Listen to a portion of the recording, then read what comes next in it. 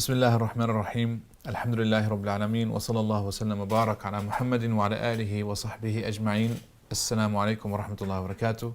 We hope that everyone is doing well tonight, inshallah ta'ala. Thank you guys for tuning in. And we hope that Ramadan so far has been a blessed Ramadan. Tonight is the night of the 22nd, which means that we barely have maybe 7 days, maybe 8 days left. Ramadan went by quickly. We ask Allah subhanahu wa ta'ala that He accepts Ramadan from us, and that if we were a little bit more lazy during the past 22 days, we can take advantage, inshallah ta'ala, more of the upcoming 7 or 8 days that are left of Ramadan, inshallah ta'ala.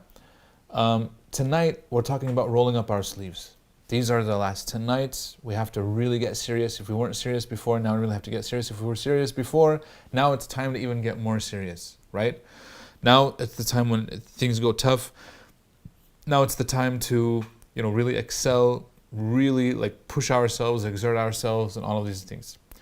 Aisha radiallahu anha in the hadith, she says that كَانَ إِذَا دَخَلَ الْعَشْرِ, if the 10 nights would enter, when the 10 nights, not can, not if, when the 10 nights would enter, the Prophet ﷺ, أحيا الليل, he would stay up almost all night in the last 10 nights. Not before, but now.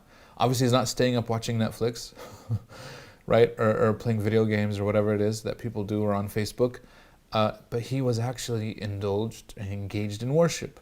Now, not entirely worship. We do have narrations where, for example, he would spend a good portion of the night conversing with his wife, Safiya, radiallahu anha. He was sitting in the masjid, he's doing i'tikaf, and Safiya is talking to him through her window. So he was actually had his back against her window, and he's talking to her. And the Sahaba are the ones who recorded this. And he had no shame in doing this, which tells us that obviously you don't have to be engaged every single second has to be worship, but at the same time, it can't be wasted doing superfluous things. We have to be, in balancing. Talking to one's wife is a right. You know what I mean? Your wife has a right upon you, your body has a right upon you, etc. So it was her right that he was actually spending time with her. And she, of course, loved him profusely. Even though she was one of the last wives that he married, sallallahu alaihi wasallam, despite that, her love for him was a true love. MashaAllah, tabarakallah. So, كَانَ إِذَا دَخَلَ الْعَشْرِ أَحْيَا اللَّيْلِ, when the last 10 nights would enter, he would stay up all night. وَأَيْقَظَ أَهْلَهُ, and he would wake up his family. So this is another key point, inshallah ta'ala, for us, is that when we, especially in light of the coronavirus, wake up our relatives with us, not only wake up, but get them engaged with us, wallahi, the worship will be better. And it's sad to hear that a lot of families are not praying together, or a lot of families are not reading the Quran together, a lot of families are not engaged in these rituals together, because wallahi, when we do them together, we'll actually be more engaged. So if we can pray qiyam together, if we can read some Quran together, if we can make dua together, all these types of things, this will not only help us worship Allah better, but it will actually strengthen our familial bonds. Think about it. If a family is not praying together, what else are they not doing together? They're probably not doing a lot of other things together, which means that the relationships and the bonds that family has are not as strong as they otherwise would be. But if the family is actually engaged in doing a lot of these things together, then inshallah ta'ala, our hope is that family is inshallah ta'ala a strong family. And I have actually talked to many brothers and sisters who told me, Sheikh, after, before the coronavirus, our family, everybody was kind of doing their own thing. But now, because we're forced together, we have to spend the whole Ramadan together, he's like, actually, our relationship is better. This brother has 2 teenage kids. And he's like, before I was just, khalas, they're teenagers, I'm thinking it's a phase, whatever. But it's like, now I'm actually starting to understand them better. I'm spending time with them better. And our relationship has improved drastically. And this is how Allah subhanahu wa ta'ala blesses us. That we'll be tested in one area, but then Allah subhanahu wa ta'ala will bless us in another area. Allah takes away one thing, but He'll give you so much more in another thing. If we only realize this. And this is why He says, Inna ma'al usri yusra. Indeed, with difficulty there is ease. He doesn't say after difficulty there is ease. A lot of times we understand it this way, meaning there's difficulty, but then after that it will be ease. No, He says, ma'al usri yusra. With the difficulty there is ease.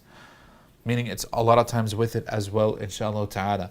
By the way, I'm going to pause just for a second. If anybody has any questions, feel free to put them in the chat box. I have my phone open up right here, and I'll try to answer and reply to them as we go, inshallah ta'ala. Or if you have my number, you can text me or you can put it in the WhatsApp. All of these are fine, inshallah ta'ala. So that way, if there's anything that's not being clarified, we can inshallah ta'ala answer it. And by the way, if you haven't given zakat al-fitr yet, please do so as early as possible. Your local masjid, the MCC, I know, is collecting it so they can distribute it inshallah ta'ala to the poor and needy.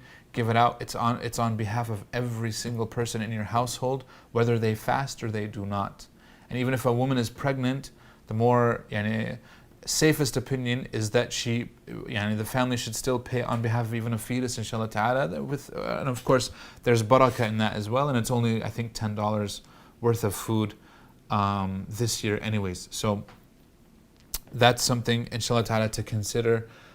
Please do so as early as possible so that they can, inshallah ta'ala, work on distributing it, inshallah ta'ala. And of course, don't forget, outside of zakat al-fitr, that the masjid still needs your support, right? The masjid, a lot of times people think that the work of the masajid is confined to just the 5 daily prayers. It's like when the coronavirus hit, a lot of people were like, Sheikh, I think you're, so what are you guys doing now they're on vacation? I'm like, what vacation are you talking about? I'm actually busier now than I was before. And the masajid across the country are actually busier now than they were before. There's a lot of people that need our help. The masajid offer a lot of social services that a lot of people don't realize. When they distribute zakah, that means that people come to them needing that zakah. They have to evaluate them. They have to talk to them. A lot of times the person might need zakah in the moment, but actually long term they need more social support, social services as well, follow up, help, whatnot. There's a lot of religious services that are being done, counseling. I can tell you right now, in the past, so many weeks we've canceled so many people, especially because of the coronavirus and what they're going through and whatnot. So counseling is still there, religious services are still there. We still have to pay our payments on the building and on the utilities and all these things. So inshallah ta'ala, we can encourage everybody to do that, inshallah ta'ala. So with that said, so the Prophet ﷺ, he used to wake up majority of the night, if not all the night, right? But like I said, it was purposeful, it wasn't superfluous. Number two is that he would engage his family. And obviously us now, wallahi, engaging our family is so important for the family relationship, and then also to help us, inshallah ta'ala, worship better.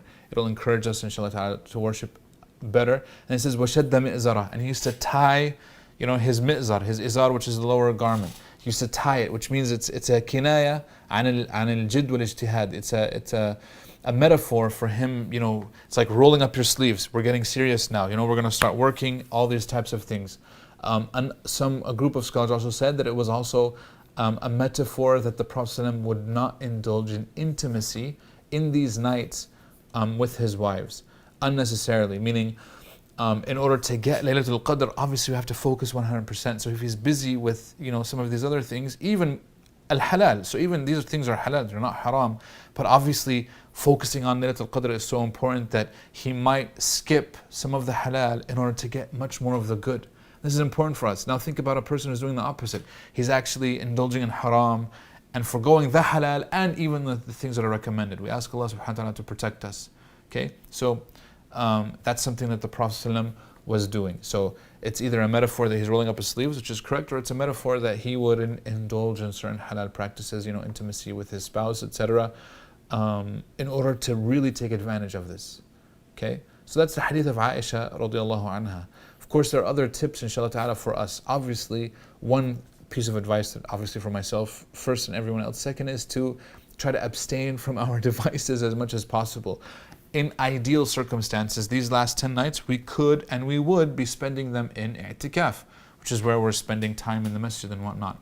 If we're not able to go to the masjid, that doesn't mean that we can necessarily do i'tikaf in the house. There's no i'tikaf in the house. Even under the coronavirus, COVID-19 and what's going on right now, it seems to be the case that doing i'tikaf in the house isn't necessarily a thing. However, with that said, a person can still read Quran, a person can still do the acts of worship, can do tahajjud, make a lot of dua, and these are the things that we should focus on. So our du'as, you want to make a really sincere, heartfelt dua on a regular basis, every night. Take advantage of this, either in the last third.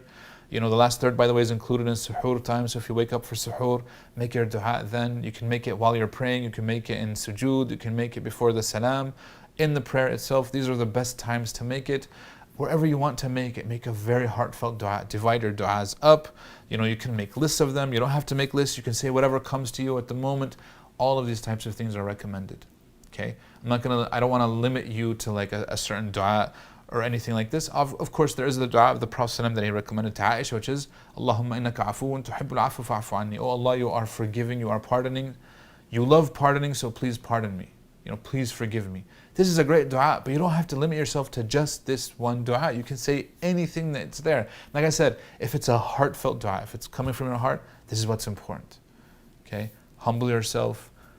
Talk to Allah subhanahu wa ta'ala. Really, the essence of dua is you communicating with Allah, really calling upon Him from the bottom of your heart. Whatever you feel like in the moment, just talk to Him. Pour it all out. I remember there was a sheikh, he said, I had a man come into my office. And this man proceeded to talk for 10 minutes. And in those 10 minutes, he starts crying, just complaining and, this, and I'm going through this, and all these things. And then at the end of the 10 minutes, he's like, so sheikh, can you help me? And the sheikh looks at him and he says, I cannot, but the one who can, he can help you. And you know who that is? It's Allah subhanahu wa ta'ala. And he said, what I want you to do is everything you just did for me, these 10 minutes of you just pouring your heart out, he said, I want you to do that in salah. Do that in sujood. And Allah will help you. And the man was confused, like, what? He's like, yeah, that's exactly what you should be doing. Allah is the only one who can help you out of your predicament. I can't. His predicament was tough. It's not something that, it's just an easy solution. No. Allah subhanahu wa ta'ala is the one who can solve it for you. So the man went. He said he did the salah. He poured his heart out. It wasn't 10 minutes. It was much longer than 10 minutes. And Allah subhanahu wa ta'ala alleviated his difficulties soon thereafter. That's the trust that we have to have during these last 10 nights. Really being serious. Like I said, disconnecting. Now, I'm not saying you have to throw your mobile phone away and turn it off and never. No. There's obviously some positive uses to the mobile phone. But what I'm saying is that maybe during these last 10 nights, don't indulge in a lot of these things. Don't, be sending videos or, being on WhatsApp or Facebook as much. We should be, connecting with Allah subhanahu wa ta'ala, reading more Quran, contemplating, doing dhikr. Dhikr of Allah subhanahu wa ta'ala is, I think, one of the most underrated acts of worship because it's so important. Regular adhkar, after the prayers, in between the prayers, etc. These are all things that a person can do. So, indulging in these acts of worship is necessary, inshallah ta'ala, during these last 10 nights. Okay? Like I said, cutting down on social media, cutting down on phone use, these are all recommended. Engaging one's family, this is recommended. Having a set schedule, inshallah ta'ala, at night will also be recommended. So obviously, I know a lot of people are watching this perhaps and whatnot. We don't want to take too much of your time, inshallah ta'ala, but at the same time, just take time, slow everything down, sit down on the floor humbly. Wallahi, this can be a transformative Ramadan if we really take it as such. Thinking about our lives, thinking about where they're headed, thinking about what we're doing, all these different types of things. What's something that I can change about myself? What's something that I can improve about myself? And taking it from there and going really from there, inshallah ta'ala. These are the ideas, inshallah ta'ala, that will actually be very helpful. Reading more Quran obviously is very important. Remembering that even if we didn't take full advantage of the 22 that came before, we can take advantage of the next just few days. Remember, there is a hadith of the Prophet where he says, وَلِلَّهِ عُتَقَاءُ مِنَ النَّارِ فِي كُلِّ لَيْلَةٍ, that Allah emancipates people from the hellfire every night. Emancipation means that you're being freed. It means that you are deserving of the hellfire. You have certain sins. We all have sins and mistakes, etc. And what I'm doing is Allah subhanahu wa ta'ala is freeing those people every night from Ramadan. Ask Allah to make you among those who are freed from the hellfire.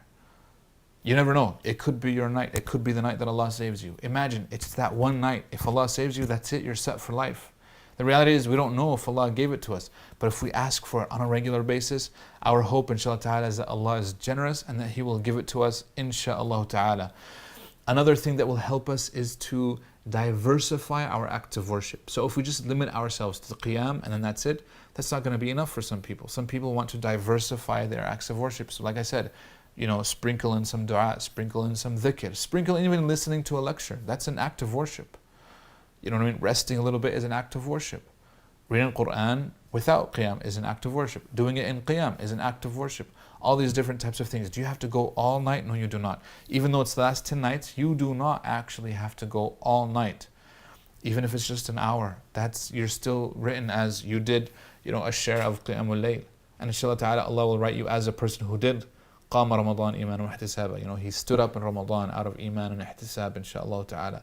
So all of these, these types of things, the reason why we say diversify obviously is because people get bored maybe with one thing that they did. And so diversifying it, giving charity, like I said, there's charities that are needed. You have to give sadaqatul fitr, but there are other types of charities, inshallah ta'ala, that a person can give as well.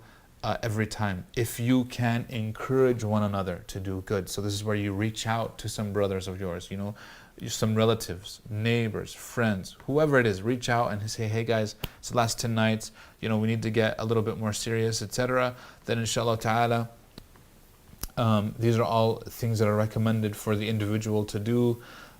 Like we said, that sincerity that comes with worshiping during these last 10 nights is the most important key.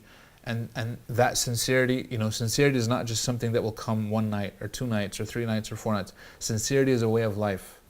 It's developed over a lifetime. And we continue to actually grow it, inshallah ta'ala. Okay, it's a mentality, it's an attitude. So when I know that I'm sincere to Allah subhanahu wa ta'ala, I try to dedicate everything that I do for Him azza wa jal. And that's the idea, inshallah ta'ala, during these last 10 nights, is that we combine all of these, inshallah ta'ala, and really push ourselves to excel, roll up our sleeves, get to work. These are unlike any other nights of the whole year. If we miss out on these nights, we've missed out on so much good. But if we can get these few nights, these next just few nights, a week's worth really, if you think about it, of nights, inshallah ta'ala, will do good. And what's a week in comparison to our whole lives? It could be this next week that actually saves us from the hellfire. We ask Allah subhanahu wa ta'ala that He saves us all from the hellfire and our families, inshallah ya Rabb. That He grants us all Jannah, ya Rabb, and that we meet each other and we see each other in Jannat al-Na'im, ya Rabb al-Alameen. Does anybody have any questions, inshallah ta'ala? They can put it in the chat on the YouTube. Put it up, inshallah ta'ala. And let me see here. I'm going to pull it up. I just see one. If anybody has any questions, let us know. If nobody has any questions, I don't think it was too complicated. It's mainly reminders best. But I hope inshallah ta'ala was beneficial. We'll see you guys in 2 more nights. In 2 nights from now. So every even night, inshallah ta'ala, we'll have a little meeting, inshallah ta'ala, and we hope that it will be beneficial. Bi'idhnillahi ta'ala. Barakallahu feekum. Jazakumullahu khairan. Thank you very much for tuning in. Share it, if it was beneficial, inshallah ta'ala. Encourage one another to do good. We hope that Allah subhanahu wa ta'ala blesses you all and blesses your families, and that you stay safe during this time, and that Allah subhanahu wa ta'ala makes us among those who are successful and that they win this Ramadan. Barakallahu feekum. Jazakumullahu khairan. Subhanakallahumma wa bihamdik. نشهد أن لا إله إلا أنت نستغفرك ونتوب إليك. السلام عليكم ورحمة الله وبركاته.